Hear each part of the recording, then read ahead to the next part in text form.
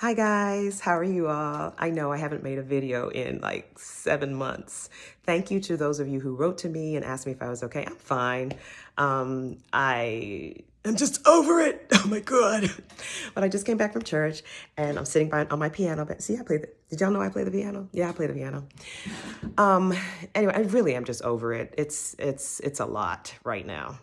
The latest question, to mask or not to mask. I'm glad the CDC did come up with their masking guidelines, but it's kind of confusing. I know it was confusing for physicians, so I know it's confusing for lay people. So I've been telling my patients just two conditions. Just think, are you outside or are you inside? If you are outside and you are not around anyone, no one's within 6 feet, then you don't need to wear a mask. Actually, nobody, whether you're vaccinated or unvaccinated, you don't need to wear a mask. I never wore a mask when I was outside and no one was around me because I knew how the thing was transmitted and I knew that I wasn't just going to pick it up from the air somewhere. It doesn't just waft in the air like that. So I never did. I never did. And then if someone does come within 6 feet, then you should don your mask. And that's because whether you're vaccinated or not, you could still contract corona. You could still contract SARS-CoV-2. And that's the thing. People who have gotten their vaccines are walking around like they're invincible. You're not invincible. Sure, the risk of catching it is lower, but you can still catch it. What we don't know is whether if you catch it, can you transmit it? And so that's why if someone comes within 6 feet of you, whether you're outside or inside, you need to wear a mask, put your mask back on. And if you're inside, then you need to mask and socially distance. If possible. I know it's a lot. It's been a lot for everybody. Everybody's on edge.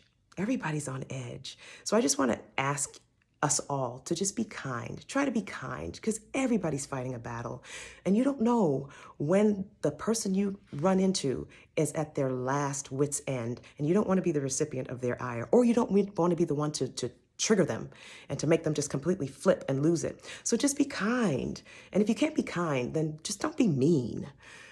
And speaking of that, the battles that people are fighting, it's financial, it's emotional, it's mental, it's everything. But there's a lot of mental issues going on, and mental health is of utmost importance right now. And so if any of you all are struggling with anxiety or just, mild depression, try this herb. It's called ashwagandha. It's an Indian ginseng. It's a natural herb, and it helps with anxiety. It helps with depression. There really are no side effects.